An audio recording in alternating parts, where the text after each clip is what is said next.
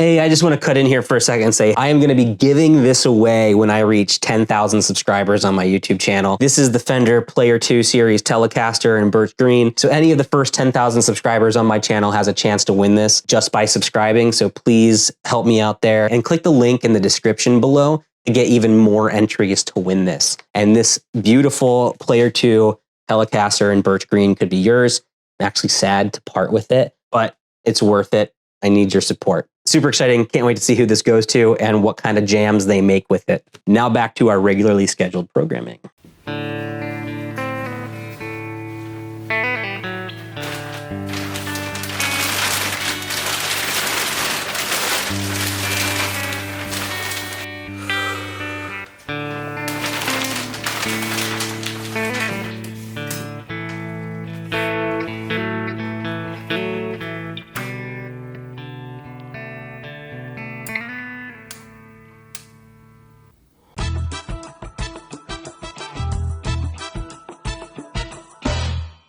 What's up, everybody? Just a rainy Tuesday afternoon here in Boston.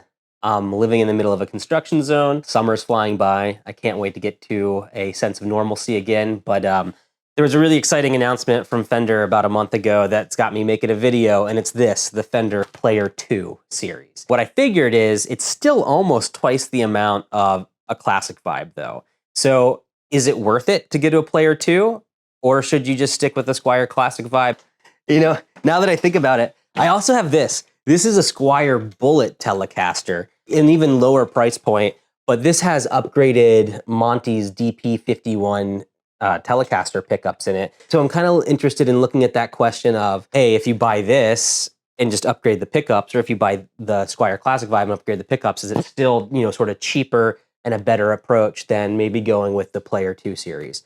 Over the past few years, I feel like the common opinion around Player series has been like, hey, you're just paying almost twice as much money for the Fender name on the headstock. So I've always looked at the Player series as kind of meh. I felt like the Player series was missing some love. There were Laurel fretboards on it. The fit and finish was just okay. I feel like every time I went to Guitar Center, there was either frets sprouting all up and down the fretboard, or the action was really high, and you would pick up a Squier Classic Vibe and it would feel just nicer to play overall. And while I don't love the Player II, Ventera II, Professional II naming convention, it is nice to kind of distinguish it from the previous Player models, because I think there's some really exciting upgrades here. The first one is back to rosewood fretboards. The fingerboards are actually rolled now. They've updated the pickups. They're an Alnico 5 pickup now, and they have these like awesome fresh new colors where they went into the DuPont catalogs back in the 50s, and instead of choosing the colors that, you know, we all know, like Fiesta Red, they kind of moved just to the right of it or left of it and found Coral Red, etc. And it just breathes some life back into the series. All these little things just add up to make it feel like, okay, Fender cares about these entry-level models again. And so this is the Classic Vibe Telecaster I'll be comparing it to.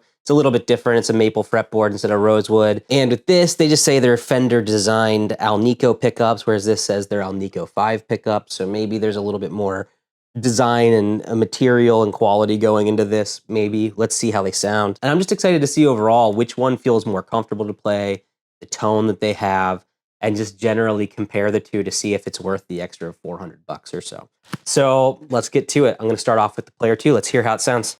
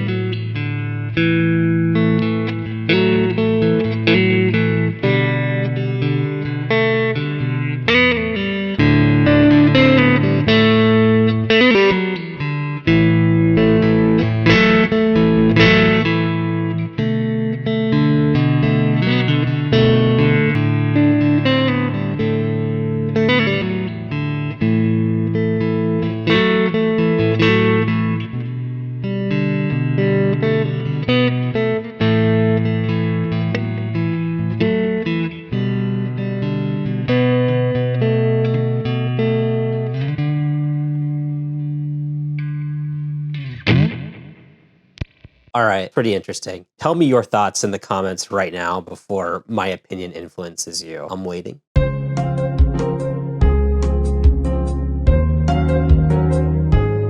Thanks for that. Oh, and like and subscribe too. I would be so grateful for that. It helps tell YouTube that this content's useful and worth showing others. So it's like the best thing you can help me do for my channel.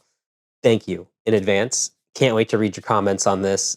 If you haven't commented yet, do it now. First off, the most obvious thing to talk about is the tone. The biggest difference was, I think, the difference in the output. The Monty's DP51s in the Bullet were a lot hotter. So the amp was set with the same setting, same gain across all the guitars. And I checked the pickup heights after listening back, and they were all set where they should be. And so the Bullet was just driving the amp a little more. It was getting more grit, more overdrive. The Classic Vibe pickups were a little hotter than the Player II series as well. At first I thought, oh wow, these sound better, but really they're just a little louder, and louder can be perceived as better on the first take.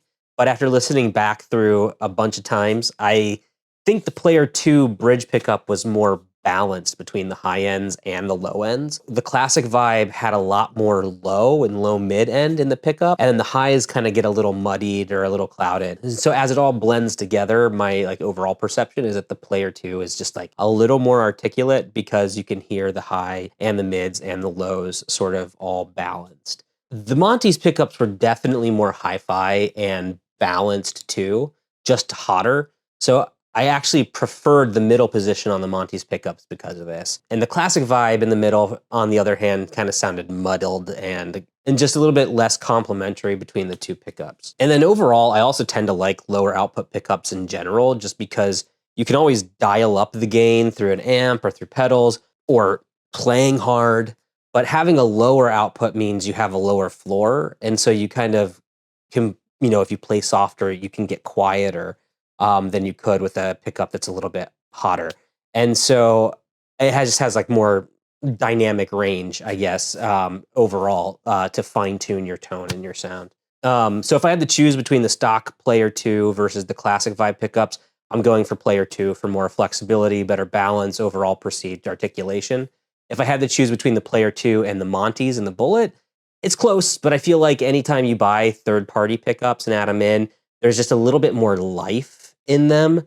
So it's kind of a pro-con thing between lower output of the Player II, but a little more clarity if the amp gain was dialed back a little bit, in the Monties, so maybe kind of a tie, but the Monties also cost $215, which is more than the guitar that they're in, so maybe the Player 2 takes it for that. So all totaled up, the cost of the Monties and the Bullets together is still less than the Classic Vibe. So I'll give it to the Player 2 on this one. But tone isn't the whole story, so let's talk about how they felt or how they play.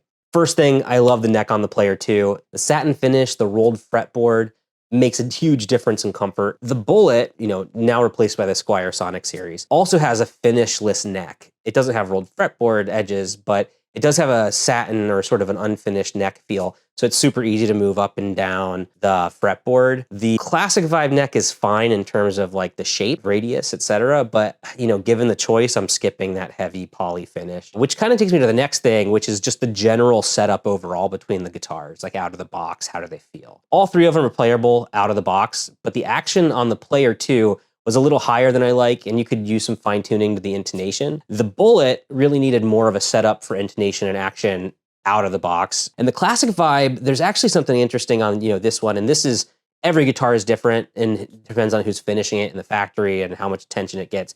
But the nut on my Classic Vibe is actually a little tall. So when I was playing down at those like G-shaped chords, I had to play really light to avoid getting too sharp by pressing the strings down. And it's just because the nut needs to be filed down a little bit. That's kind of a bigger fix than just adjusting bridge and saddles for action and intonation. So like in terms of setup, I would say that Player 2 was, best set up out of the box. So next on to hardware.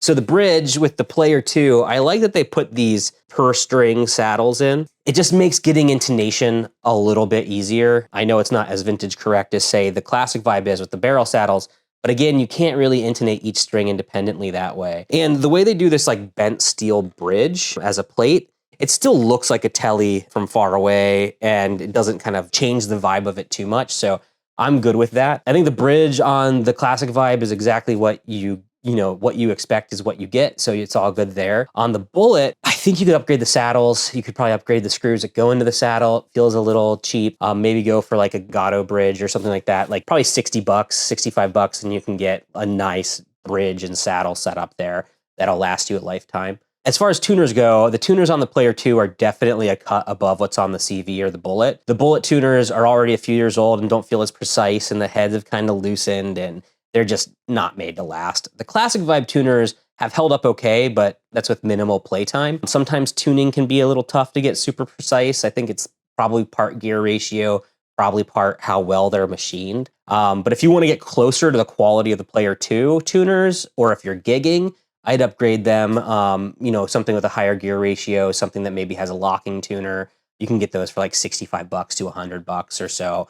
And that kind of gets you closer to the quality that's on the Player 2 series. Finally, like electronics, this is a big one. If you actually want to use your volume and your tone knobs, I would definitely replace the electronics in the Bullet and the Classic Vibe. The sweeps on the tone knob on both are really bad. And on the Bullet, I can almost turn it all the way down before I notice a big change. And on the Classic Vibe, a small turn cuts out almost all the tone. And so it's really finicky to try to get it to that right spot. Surprisingly, on the Player 2, it had a really nice smooth sweep for the tone knob. And turning down the volume, I didn't notice too much high-end loss, which is nice too. So all in all, happy with the electronics that are in there. I'd actually venture to say you could keep it out of the box unless you're really picky or you're touring or something like that. But that's like $50 to $100, depending on whether you do it yourself or not, to upgrade any of these guitars, electronics, and like including the pieces and the components probably. So all that being said, to get a Classic Vibe that feels up to the same level as the Player 2, you're potentially spending extra on pickups, modifying the neck, getting a full setup with nut adjustments, new tuners, new electronics. For the Bullet, it's all of the same, less the neck updates, except maybe you have to file the fret ends. So you're kind of adding cost to something like the Bullet or the Squier, just get to the base level quality of the Player 2. So for the price of what the Player series used to cost a few years ago, you could get a Bullet or Sonic and upgrade it to kind of a riff machine. I also like the Bullet and Sonics because their bodies are thinner, so they're lighter. So they're kind of more comfortable, especially if you're playing standing up for a long time. So on the low end, if you were to buy a Bullet and upgrade it versus a Classic Vibe and upgrade it, you're still saving $200 by going Bullet. But between the Player 2 and Classic Vibe, to kind of get those to the same level, there's actually only $5 difference. So you're really paying an extra $5 and you're getting the Fender name, which is actually pretty amazing. So I take that to mean kind of two things. One, the Player 2 is good value for the money. Plus it's got actual rosewood necks, which you can't find on the Squier. And two, the Bullet and Sonic has more total savings built in as a base for an upgrade guitar, but you have to get your hands dirty and maybe do the work yourself with the upgrades you choose. Now, if you kind of go on the high end of the types of upgrades you choose and paying someone to do the work and go all out, the Bullet starts to like lose that gap and you kind of only saving $115 over the Classic Vibe. But the Classic Vibe could also save you, $160 compared to the Player 2. So as you go up to the high end and you start paying other people to do it, the Classic Vibe kind of starts to move down in cost and sit a little bit more enticing than, say, maybe going to a Player 2 if you're going to upgrade the Player 2. And then finally, there's also this resale value to consider. Like a tricked out Classic Vibe will definitely fetch more than a tricked out Squier Bullet. You'll never recoup the costs of the mods because for some reason the used market mods have absolutely no value, even though it might be upgraded components and things like that. You might actually end up getting less for a modded Fender than a stock Fender of the same series. And it doesn't always make a lot of sense, but that's just kind of the patterns that I've noticed. So after all of this, at the end of the day, should you buy a Player 2, a Squier Classic Vibe, or a Squier Bullet? I don't fucking know. No, I'm just kidding. The way I'd sum it up is if you want to take the easy route with the rosewood fretboards, with rolled edges, with cool new colors, with balanced pickups and not having to do any work at all, I'd say go Player 2. Especially if you're going to play live or you're going to play with friends or play out a little bit. You get more value for the money actually with the Player 2. And that's really surprising to me because I've been saying Squier Classic Vibes are some of the best value guitar for money that you could get. So this is actually pretty surprising. Now, if you're a hobby player and you don't mind some of the issues, Classic Vibe might totally still work for you and you save $400. And so like, go for it. But if you're thinking of buying a Classic Vibe and then upgrading it, to do better than the Player 2, I think you got to spend some real cash. And I think you're like in that Fender range for the first time. And that's pretty interesting to me. And actually, in an even more surprising turn of events, if you like the idea of buying something and making it your own, I honestly might go Bullet over Classic Vibe. It's a controversial opinion, but the fact that the body is thinner and lighter and all the stuff gets upgraded and it's saving you potentially $200+, you could put that $200 towards a pedal, towards a better amp, towards, rad guitar lessons. I think I might actually go that route, especially because it's lighter. Like, I don't know, there's something just about the thinner and the lighter thing that really gets to me. Now, that being said, other caveat here is that makes sense for a Tele. I think once you get to a Strat, once you get to a Jazzmaster, once you get to vibrato and the bridge, you're paying to also upgrade the bridge on the Bullets because those just don't hold up that well. And for something like a Jazzmaster, the Classic Vibe has, the rhythm circuit and all the sort of classic electronics in there. So if I'm going Jazzmaster from Squier, I'm going J Mascis all the way. If I'm going Strat, I'm probably going Classic Vibe over a Bullet. But for a Tele, I don't think you could beat a Squier Bullet or Sonic Tele with some upgrades, to be honest. And if you're willing to put in a little bit of elbow grease to make it play well.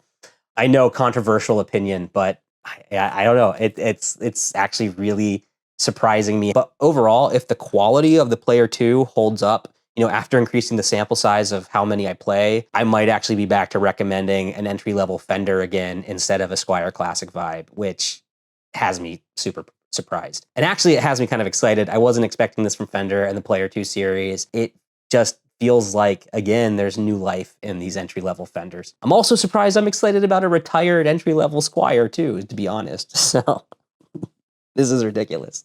Gear doesn't matter. Just practice guitar and play it. I think that's the big lesson to take away. Anyway, I hope that this was helpful. Thank you so much for watching.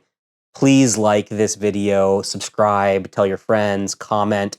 All of these things help me grow my channel and help me focus more on making videos. I have so many video ideas I want to do. And any help along the way on your end, it doesn't cost you anything, helps me spend more time on this stuff, which is all super rad. And thanks so much for watching, and just go jam.